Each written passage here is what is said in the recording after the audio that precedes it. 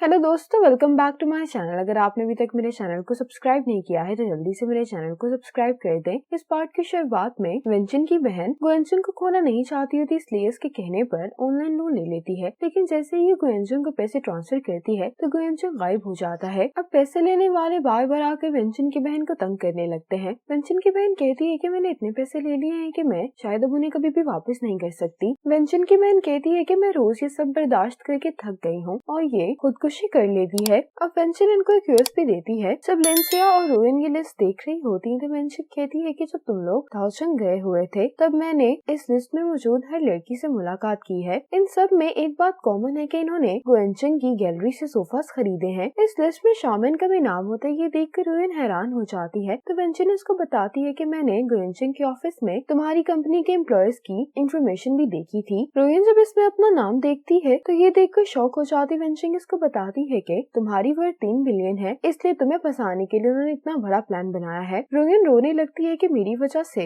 शामिन की जान चली गई। ऐसा सिर्फ इसीलिए हो रहा है क्योंकि मैंने गुएंचन पर इतनी आसानी से भरोसा कर लिया। वेंचन कहती है कि इसमें तुम्हारा कोई भी कसूर नहीं है। लेंसिया कहती है कि वेंचन सही कह रही है, ये सब तो गुएंचन और उसके गैंग का प्लान है। रोवेन रोते हुए कहने लगती है कि ऐसी बहुत सारी लड़कियां होंगी जो इनके जाल में फंस जाएंगी, इसलिए मैं गुएंचन के पास वापस जाकर सबूत इकट्ठे करूंगी। लेंसिया कहती है कि गुएंचन को भी सब मालूम हो गया होगा, तब वापस जाना बहुत डेंजरस है। लेकिन रोवेन कहती है कि मैं नहीं चाहती कि मजीद लड़कियों की जिंदगी खराब हो। लेंसिया वेंचिंग इसको रोकने की बहुत कोशिश करती है, लेकिन रोवेन कहती है कि मैंने फैसला कर लिया है। लेंसिया कहती है कि अब चूंकि तुम फैसला कर चुकी हो तो मैं तुम्हें सपोर्ट करूंगी, लेकिन तुम अपनी सेफ्टी का ख्याल रखना। लेंसिया ने रोवेन के फोन में एक ऐप डाउनलोड कर दी होती है। कहती है कि अब हम तुम्हारी सारी बातें गुएंचन के साथ सुन सकते हैं। अगर तुम्हें कुछ भी हुआ तो हम फौरन वहाँ पर पहुँच जाएंगे। अब मैं सी भी अपना सामान पैक करके यहाँ से जा रही होती है, लेकिन इतने में यहाँ पर रोवेन आ जाती है। रोवेन मिस यी को पकड़ लेती, कहती है कि मैं जानती हूँ कि आप गुएंचन की मॉम नहीं है, इसलिए अब आप मुझे बताएं कि आप कौन हैं। तो मिस यी कहती है कि मैं तो सिर्फ एक एक्ट्रेस हूँ जिसको गुएंचन ने हायर किया हुआ है, मुझे नहीं मालूम था कि गुएंचन ये सब करेगा। रोवेन कहती है कि गुएंचन ने क्या किया है, तो मिस यी रोवेन को धक्का देकर यहाँ से भाग जाती है। रोवेन जब अपने रूम में आती है तो ये गुएंचन को इस हालत में देखकर बहुत डर जाती है। रोवेन गुएंचन से कहती है कि तुमने ये क्यों किया। तो गुएंचन कहता है कि मैं अब तुम्हें उन लोगों से बचा नहीं सकता, इसलिए मेरे पास और कोई रास्ता नहीं था, शायद ऐसा करके ही मैं उन्हें तुम तक पहुंचने से रोक सकता हूँ। रोवेन जब इसके हाथ पर गौर करती तो कहने लगती है कि ये तो हल्का सा कट है, इस कट से इतनी ब्लीडिंग नहीं हो सकती। रोवेन को समझ आ जाती है कि गुएंचन की एक और चाल है। गुएंचन इससे पूछता है कि क्या तुम मुझे माफ कर सकती हो, मैं जानता हूँ कि मैंने बहुत कुछ गलत किया है। रोवेन कहती है कि तुम आखिर मुझसे क्या छुपाने की कोशिश कर रहे हो, हम दोनों ने शादी की है तो हमें हर प्रॉब्लम को मिलकर सॉल्व करना चाहिए। तो गुएंचन कहता है कि मैं तुम्हें सब कुछ बता दूंगा। अब रोवेन गुएंचन के बैंडेज करती है। गुएंचन रोवेन से कहता है कि जब हमारा बेबी इस दुनिया में आ जाएगा तो मैं खुद को पुलिस के हवाले कर दूंगा, इसलिए तब तक तुम मुझे अपने साथ रहने दो। रोवेन कहती है कि मैं भी तुम्हें खोना नहीं चाहती, मैं तुम्हें इस मुश्किल से निकालने के लिए तुम्हारी हर मुमकिन मदद करूंगी, लेकिन इससे पहले तुम्हें मुझे सब कुछ सच सच बताना होगा। अब गुएंचन इसको बताने लगता है कि शुरू में तो नुकसान थोड़ा सा था, लेकिन फिर गुएंचन केविन से कहता है कि क्या तुम मुझे थोड़े से पैसे और दे सकते हो, मैं तुम्हें इंटरेस्ट के साथ वापस करूंगा। तो ये कहता है कि ठीक है, लेकिन मैं 3% इंटरेस्ट लूंगा। तो गुएंचन कहता है कि इंटरेस्ट बहुत ज्यादा है तो मुझे पैसे नहीं चाहिए। ये कहकर कि जाने लगता है, लेकिन इसके आदमी गुएंचन को पकड़ लेते हैं और जबरदस्ती इसको ये लोन दे देते हैं। गुएंचन कहता है कि बाद में मुझे रियलाइज हुआ कि ये तो सिर्फ एक चाल थी, मैंने जितने भी पैसे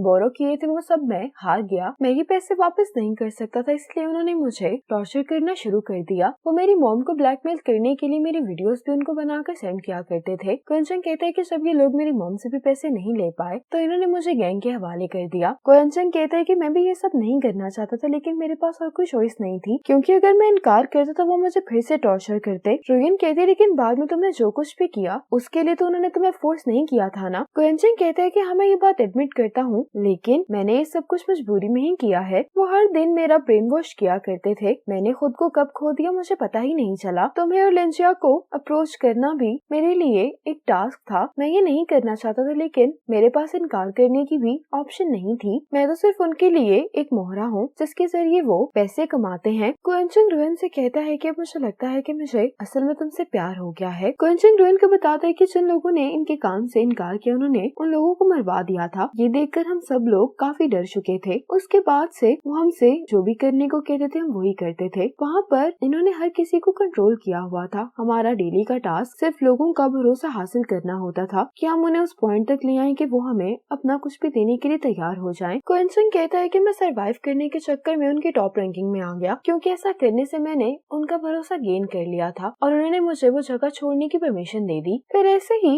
क्विंसन को मैं ये कॉल करके बताया करती थी कि तुम्हारा टारगेट अब लिंचा है, तुम्हें उससे अप्रोच करना है। क्विंसन रोहन से कहता है कि मैं तुमसे प्यार करता हूँ, इसलिए मुझे डर है कि वो तुम्हारे साथ वही सब करेंगे जो उन्होंने लिंजा के साथ किया है। क्विंसन रोहन से कहने लगता है कि तुम प्लीज मुझे माफ कर दो, तो रोहन कहती कि ठीक है। रोहन कहने लगती है कि हम सब कुछ भुलाकर एक नई शुरुआत करते हैं। ये सुनकर क्विंसन खुश हो जाता है और रोहन को हक करता है। अब रोहन जब लॉन्च में आकर बैठती है तो इसकी नजर उसी रिकॉर्डर पर पड़ती है जो कि क्विंसन ने सेट किया होता है। रोहन जल्दी से ये चेक करने के लिए चाहती है कि हैरान होती है कि क्विंसन अब रोहन पर नजर रख रहा है। रोहन पहले ये रिकॉर्डर उतारने वाली होती है, लेकिन फिर ये कहती है कि अगर तुम मुझे देखना चाहते तो देख सकते हो। अगली सुबह जब रोहन उठती है तो क्विंसन इसकी वीडियो बना रहा होता है। रोहन इससे कहती है कि ये तुम क्या कर रहे हो। क्विंसन कहता है कि मैं तो मेमोरीज कलेक्ट कर रहा हूँ। ये कहकर क्विंसन रोहन के साथ फोटो लेता है। रोहन क्विंसन से कहती है कि आज हम शॉपिंग करने के लिए चलते हैं। क्विंसन कहता है कि ठीक है। अब क्विंसन और रोहन ने शॉपिंग कर ली होती है तो रोहन क्विंसन से कहती है कि मैं रेस्टरूम जा रही हूँ। रोहन जब रेस्टरूम चली जाती है तो क्विंसन मैसेज करता है कि सब कुछ प्लान के मुताबिक चल रहा है। दूसरी तरफ लिंचिया क्विंसन को बताती है कि मैंने इन सभी लड़कियों को कांटेक्ट कर लिया है। इनके साथ जो स्कैम हुआ है उसके बारे में ये बात करने के लिए तैयार है और कुछ के पास तो एविडेंस भी है। क्विंसन लिंचिया से कहती है कि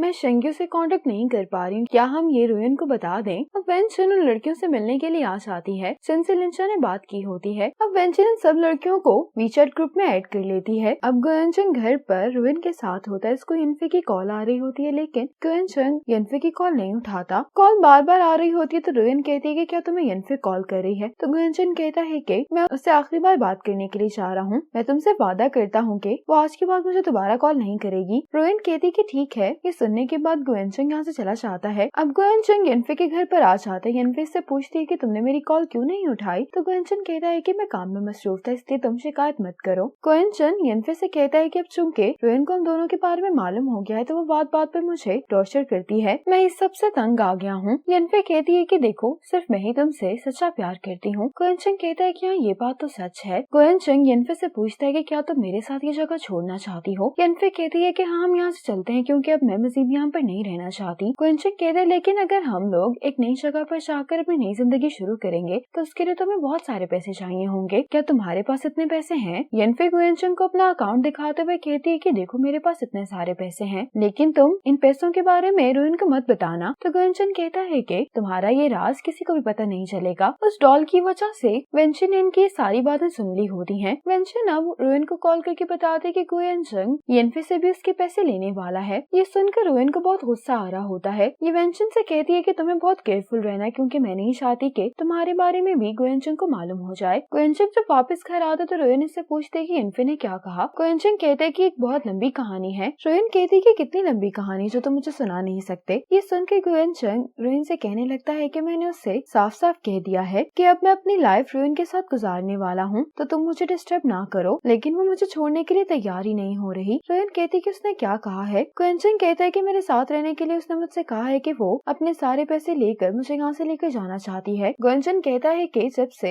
यनफे तुम्हारी कंपनी में काम कर रही है तो वो तुम्हारी कंपनी के फंड्स तब से ही चुरा रही है और उसके पास इतने पैसे इसीलिए हैं। रोहन ये सुनकर बहुत हैरान हो जाती है। रोहन ऐसे एक्ट कर रही होती है जैसे यनफे के धोखा देने पर इसको बहुत दुख हुआ है। क्विंसन रोहन से कहता है कि तुम गुस्सा नहीं करो, इसमें मेरी गलती है कि मुझे पता ही नहीं चला कि वो असल में कैसी है। तो रोहन कहती है कि इसमें तुम्हारी कोई भी गलती नहीं है, तुम फिक्र नहीं करो, मैं ये सब कुछ संभाल लूंगी। ये सुनकर क्विंसन रोहन से कहता है कि तुम कितनी अच्छी हो। इसी मोमेंट पर ये पार्ट खत्म हो जाता है।